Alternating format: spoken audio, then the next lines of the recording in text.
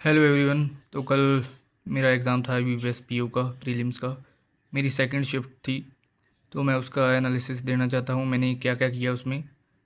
सबसे पहले बात करें मेरे टोटल अटैम्प्ट्स की, तो थे 65। मैं 65 ही अटैम्प्ट कर पाया, थोड़े ज़्यादा कर सकता था बट 65 ही कर पाया। अब सेक्शन वाइज बात करूँ तो इंग्लिश में मैंने 29 किए हैं, जो कि बहुत ही अच्छा अटैम्प्ट है आई थिंक। और इंग्लिश एक पैसेज था जिसमें शायद 10 क्वेश्चन थे, वो इजी था। और जंबल वर्ड्स थे, जंबल पैराग्राफ, पैरा जंबल था, वो भी इजी था। बाकी एरर्स एक दो टफ थे, बाकी इजी थे। फिलर्स थे वो भी काफ़ी मुझे इजी लगे। तो उसके बाद बारी आती है क्वांट की। क्वांट में मैं 19 ही कर पाया, क्योंकि सबसे पहले मेरे शिफ्ट में सबसे पहले मुझे आया अप्रोक्सीमेशन के क्वेश्चन आए, जो कि मैंने आसानी से कर दिए। उसके बाद मैं फंस गया एक डीआई में। मुझे डीआई समझ ही नहीं आई कि कैसे उसको सोल्व करूं। सोल्ड और अनसोल्ड वाला था, बट काफ़ी देर तक मुझे समझ नहीं आया। तो वो 2-3 मिनट तो उसको समझने में ही लग गए, बट उसके बाद आ गया। उसके 6 क्वेश्चन थे, मैं एक नहीं कर पाया उसमें से पहले वाला।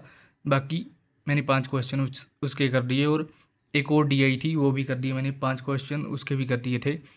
और उसके बाद 5-6 क्वेश्चन मैंने अर्थमेटिक के किए थे शायद। तो ये था मेरा क्वांट का। अब बारी आती है आखिर में रीजनिंग की। तो रीजनिंग में काफ़ी कम अटैम्प्ट मैं कर पाया, सबसे कम रीजनिंग में ही है। इसके भी काफ़ी ज़्यादा हो सकते थे बट नहीं हो पाए। सबसे पहले मैंने मिसलेनियस निपटाया, इसमें जल्दी से अपने 10-12 नंबर इकट्ठे किए। उसके बाद से मैं एक ब्लड रिलेशन के क्वेश्चन में फंस गया, वो मेरे से सोल्व भी नहीं हुआ। उसमें हुआ क्या, एक जगह पर लिखा हुआ था ग्रैंड फादर, और मैं उसको ग्रैंड डॉटर ही पढ़ता रहा। 2-3 बार मैंने सेम मिस्टेक की, और मेरी 7-8 जनरेशन बन गई। तो उसमें काफ़ी मैंने टाइम वेस्ट किया, और एंड में मेरा वो सोल्व भी नहीं हुआ, तो उसको मैंने छोड़ा और आगे बढ़ा। फिर एक पज़ल सोल्व की, तब जाके 17 मार्क्स हुए। फिर 1-2 मिनट ही बचे थे, तो उसमें एक पज़ल को सोल्व करने की कोशिश की बट नहीं हुई। तो ये रहा मेरा ओवरऑल एनालिसिस, ये मैंने किया है अपने एग्ज़ाम में। और मैंने लास्ट ईयर भी दिया था, और मैंने लास्ट ईयर प्रीलिम्स क्लियर किया था।